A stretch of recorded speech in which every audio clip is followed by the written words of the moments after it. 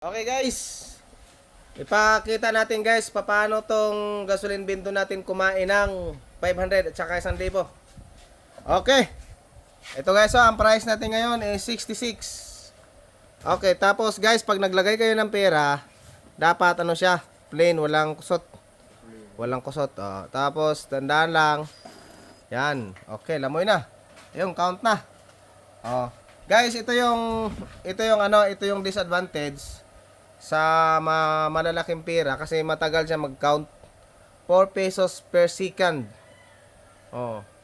So kung antayin nyo sa halimbawa sa 1,000, medyo matagal. Pero ang technique lang yan guys, habang nagka-count siya, pwede na rin mag-dispense.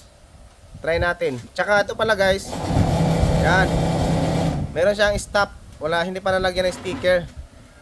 Kunyari nagpa-pump na, nag-dispense na, yan, dispense. Pwede siya i-stop. Hindi pa natapos yung 500, pwede ka na mag-start.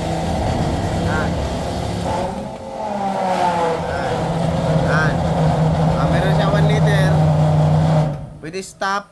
Kaso pag i-stop guys, nare-reset yung liter. Okay. So kailangan tuloy-tuloy lang.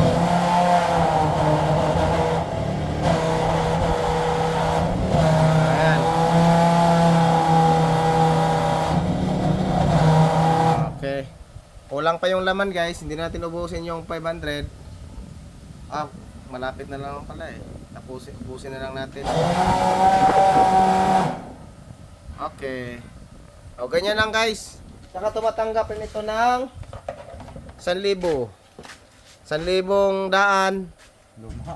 Luma pala. Ayun. Yan, ganyan. Tingnan nyo guys kay minsan, kinukulipa niya guys. Yan. Linuluwa pala.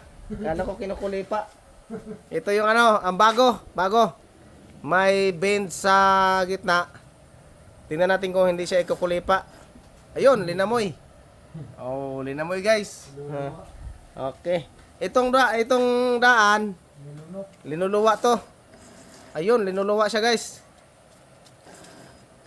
Ayaw niya baka mabaho to. Dito daw sa kabila, tingnan natin sa kabila.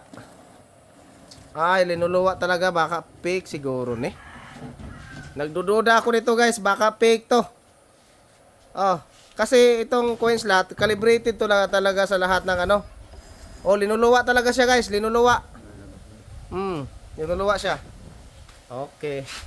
So, ang 1,000 natin kanina guys, nag-ihap pa siya. Patuloy pa ang kanya pag-iihap. Bilang wala. Okay, so ganyan na So, ito na ang pinaka-trending ngayon na gasoline binto machine. Okay, salamat.